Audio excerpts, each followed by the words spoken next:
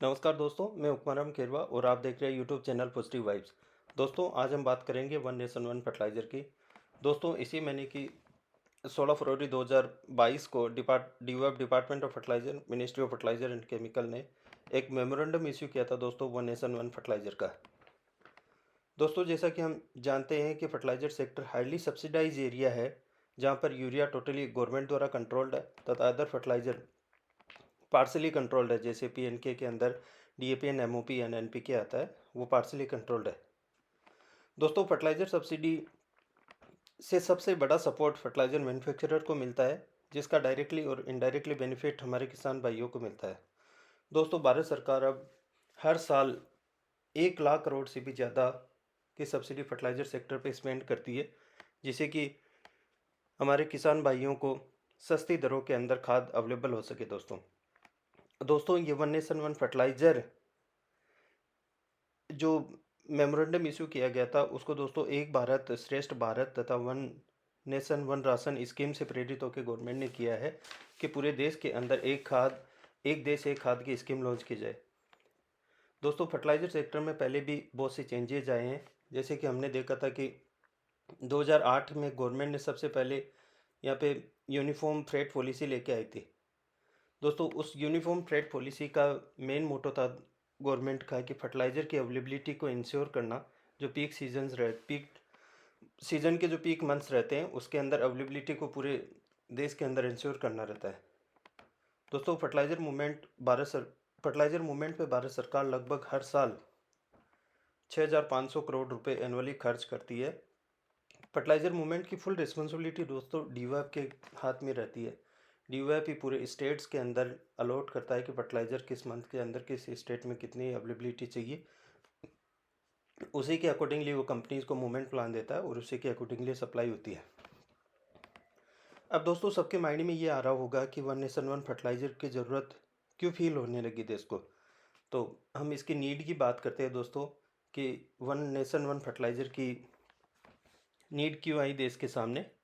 तो उसकी सबसे पहली ऑब्जर्वेशन दोस्तों गवर्नमेंट के पास में आई कि जो क्रिस क्रॉस मूवमेंट होता है अक्रॉस द कंट्री, तो उसके कारण से गवर्नमेंट को ये फील हुआ कि अब टाइम आ गया है कि one nation one fertiliser scheme को लाया जाए। सबसे पहले दोस्तों आपके माइंड में आ रहा होगा कि क्रिस क्रॉस मूवमेंट किसे कहते हैं। क्रिस क्रॉस मूवमेंट उसे कहते हैं दोस्तों जिसमें जिस स्टेट में जिस कंपनी का प्रोडक्शन होता है, वो कंपनी उस स्टेट में ना बेच के और दूसरे स्टेट में बेचती है, और दूसरी स्टेट में जिस कंपनी का प्रोडक्शन होता है वो कंपनी उस स्टेट में ना बेच के दूसरे स्टेट में बेचती है। इसको कुछ एग्जांपल्स के थ्रू मैं आपको समझाने की कोशिश करूंगा दोस्तों। जैसे इंडिजिनियस यूरिया प्रोड्यूस होता है क्रिप्को एंड इप्को का यूपी में, और मूव होता है वो राजस्थान के अंदर। अब अगला एग्जांपल है दोस्तों, जैसे कि Chambal fertiliser and chemical limited का राजस्थान में जो प्रोडक्शन होता है वो यूपी के अंदर मूवमेंट होता है, तो इसी को क्रिस क्रॉस कहते हैं। जो इप्को का यूपी के अंदर बन रहा है वो राजस्थान में आ रहा है, और जो राजस्थान में चंबल का बन रहा है वो यूपी में जा रहा है। इसी को क्रिस क्रॉस मूवमेंट कहते हैं दोस्तों। अगर फर्दर में बात करूं, जैसे इप्को का यूपी में बन रहा है वो मध्य प्रदेश में सप्लाई कर रहे हैं, और मध्य प्रदेश में एनएफएल का बन रहा है वो यूपी में सप्लाई कर रहे हैं, तो ये क्रिस क्रॉस मूवमेंट है दोस्तों।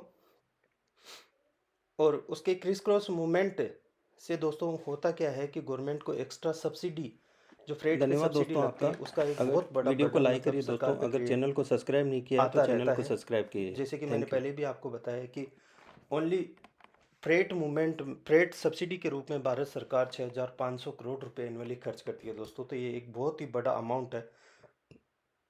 ये दोस्तों अपन देख सकते हैं जैसे कि पीक मंथ्स के अंदर कैसे किसान भाइयों को यूरिया के लिए इंतज़ार करना पड़ता है। ये एक ब्रांड का इफ़ेक्ट है दोस्तों।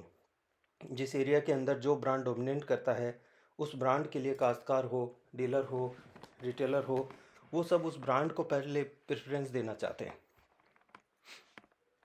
अब दोस्तों, जैसे कि मैं बात करूँ वन नेशन वन फर्टिलाइज़र की, तो इसमें गवर्नमेंट ने इसी साल कुछ मूवमेंट के भी रिस्ट्रिक्शन लगाए हैं। जैसे लॉन्ग लीड जो मूवमेंट होते हैं, जैसे कि मैं एग्जांपल दूँ आपको, आरसीएफ का महाराष्ट्र में जो प्रोडक्शन होता है उसका तमिलनाडु के अंदर रिस्ट्रिक्शन दे दिया है।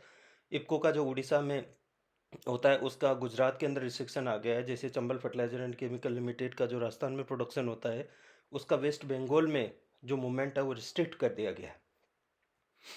अब दोस्तों वन नेशन वन फर्टिलाइज़र के अंदर गवर्नमेंट ये करने जा रही है कि उसका जो 50% जो प्रोडक्शन है, किसी भी कंपनी की जो प्रोडक्शन यूनिट है उसका जो 50% प्रोडक्शन है, उसको वो नियर बाई एरियाज़ के अंदर ही सेल करवाने की कोशिश करेगी। मैं बात कर रहा हूँ दोस्तों वो एवरेज लीड की दोस्तों, जो फर्टिलाइज़र मूवमेंट होता है उसकी एवरेज लीड की बात कर रहा हूँ। 2019 से पहले जो दोस्तों एवरेज लीड उन 900 से 1000 किलोमीटर हुआ करती थी, वो गवर्नमेंट ने 2020-21 के अंदर 700 से 750 किलोमीटर पे लेके आ गए। अब अपने माइंड में एक क्वेश्चन ऑटोमेटिकली आ रहा होगा दोस्तों कि ये जो 250 किलोमीटर का एवरेज लीड गवर्नमेंट ने घटाया है, उससे एक सरकार को कितना बड़ा फ़ायदा हो रहा है।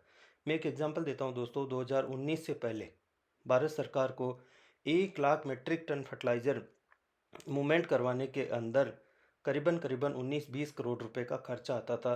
जो ये 250 किलोमीटर की जो एवरेज लीड उन्होंने कम की है, उससे उनका खर्चा जो ये है 19 करोड़ से घट के 11.5 करोड़ के आसपास आ गया है। तो दोस्तों आप सोच सकते हो कि एक कितना बड़ा मार्जिन मतलब सरकार ने 250 किलोमीटर से सेविंग कर लिया है। अब सोचो कि ये जब एवरेज लीड 750 से घटाकर अगर एक बार सरकार 500 पे ले आती है, तो कितना एक ह्यूज मतलब सब्सिडी का सेविंग हो जाएगा, फ्रेट सब्सिडी का।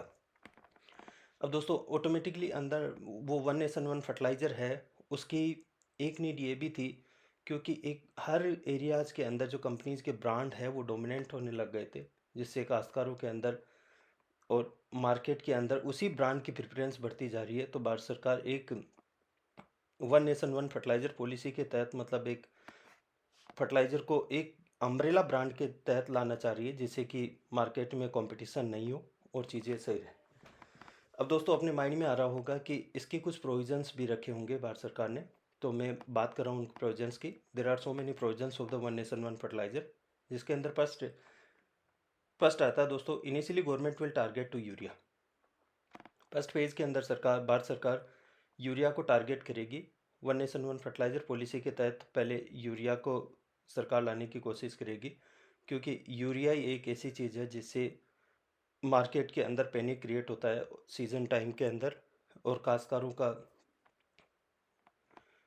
काश्तकारों के विरोध का सामना गवर्नमेंट को करना पड़ता है। नंबर सेकंड आता है दोस्तों, bag will be remain same across the country. दोस्तों one nation one fertiliser policy के तहत जो बेग्स आएंगे वो डीओएफ द्वारा डिज़ाइन किए जाएंगे और वो पूरे देश में सेम रहेगी उसकी डिज़ाइन। नंबर थर्ड आता है दोस्तों, इस स्कीम को क्या नाम दिया जाएगा, तो उसके अंदर वो गवर्नमेंट इसको प्रधानमंत्री भारत जन यूरिया परियोजना के तहत लॉन्च करना जा रही है, जिसमें 45 किलो की यूरिया का बैग को प्रधानमंत्री भारतीय जन यूरिया परियोजना के नाम से वो लाने की तैयारी में है। नंबर फोर्थ पे आता है दोस्तों ब्रांड नेम। जैसा कि हम जानते हैं कि जो वन नेशन वन फर्टिलाइज़र है उसके प्रोविजंस में उसका ब्रांड नेम का भी जिक्र किया गया है। तो ब्रांड नेम वो एक यूनिवर्सल ब्रांड होगा, तो वो भारत यूरिया के नाम से लाने की कोशिश कर रही है गवर्नमेंट की, एक यूनिवर्सल ब्रांड जो सब जगह पे एक्सेप्टेबल हो उसका। नंबर फिफ्थ आता है दोस्तों, सब्सिडी में भी printed on the bags. The subsidy पर बैग ऑफ द पेचर 45 kg ऑफ यूरिया में भी प्रिंटेड ऑन द बैग। उसके अंदर जितनी भी सब्सिडी भारत सरकार द्वारा दी जाएगी वो उसके बैग्स पे प्रिंट होएगी। नंबर 6 है दोस्तों, बारकोड बैग्स। बारकोड में भी printed on the tagged of the bag to know the fertilizer company. The barcode will be read through the barcode reading machine. दोस्तों इसके अंदर बारकोड का ऑप्शन दिया जा सकता है, जो बारकोड का टैग में भी फर्टिलाइज़र बैग पे लगा हुआ रहे या फर्टिलाइज़र बैग पे ही बारकोडिंग की जाए, तो वो आने वाले समय में पता लगेगा दोस्तों। ये बारकोडिंग जो फर्टिलाइज़र सेल होता है, ये ऑलरेडी मतलब यारा फर्टिलाइज़र जो इंटरनेशनली मार्केट्स के अंदर बारकोडिंग वाले फर्टिलाइज़र ऑलरेडी सेल करती है। नंबर 7 पे है दोस्तों, post machine will be link with the bar reading machine. The post machine under the DBT system में be linked with the bar code reading machine. दोस्तों जो पोस्ट मशीन है उसके साथ एक एडिशनल डिवाइस जो बार कोड रीडिंग मशीन होती है वो अटैच की जाएगी, उसके थ्रू उसकी बिलिंग की प्रोसेस कंप्लीट होगी। नंबर 8 पे है दोस्तों, bar code machine introduced where it is required. The barcode machine may be introduced at the every stage where it is required. Initially दोस्तों गवर्नमेंट चाहेगी कि एक पायलट प्रोजेक्ट के थ्रू वो इसको इम्प्लीमेंट कराए, ताकि उसको जितने भी इश्यूज़ आते हैं या प्रॉब्लम्स आती है उसको आइडेंटिफाई कर सके और उनको टाइमली रेक्टिफाई करवा सके। नंबर 9 आता दोस्तों, subsidy will be paid to the supplier after the barcode cell.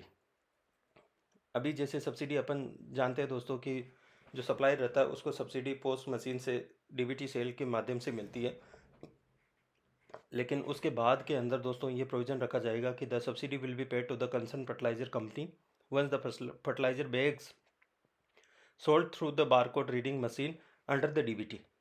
उसके थ्रू बेचने के बाद में अपने को सब्सिडी जो सप्लाई रहेगा उसको अलॉट की जाएगी दोस्तों। नंबर 10 पे आता है दोस्तों, bag printing content totally control by the DOF. इसके अंदर जो भी बैग रहेंगे उनके जो प्रिंटिंग कंटेंट है वो टोटली डीओएफ द्वारा डिपार्टमेंट ऑफ फर्टिलाइजर द्वारा कंट्रोल किए जाएंगे कि उस पर आयातक का नाम लिखना है या नहीं लिखना है, उस पर उत्पादक का नाम लिखना है या नहीं लिखना है, ब्रांड का नाम क्या रहेगा, भारत सरकार द्वारा कितनी सब्सिडी दी जाती है उस पर, उसके न्यूट्रिएंट के कंटेंट क्या होते हैं, कौन से मंथ के अंदर प्रोडक्शन हुआ या कौन से मंथ के अंदर इंपोर्ट हुआ, वो पूरी की पूरी डिटेल का जो कंटेंट है वो डीओएफ के द्वारा कंट्रोल किया जाएगा दोस्तों। इसका जो ब्रांड नेम है और लोगो है दोस्तों वो सेम रहेगा अक्रॉस द नेशन। इसके अंदर दोस्तों गवर्नमेंट ही डिसाइड करेगी कि उसके ब्रांड नेम, जैसे मैंने इनिशियली आपको बताया कि भारत यूरिया के नाम से लाने की कोशिश कर रहे हैं, और उसका क्या लोगो रहेगा वो अक्रॉस द नेशन उसको डीओएफ डिपार्टमेंट ऑफ फर्टिलाइजर उसको कंट्रोल करेगा दोस्तों।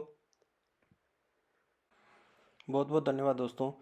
वीडियो को लाइक करिए और चैनल को सब्सक्राइब नहीं किया तो दोस्तों सब्सक्राइब करिए। आने वाले समय के अंदर और भी वीडियोस लेके आपके बीच में उपस्थित रहूँगा। Thank you.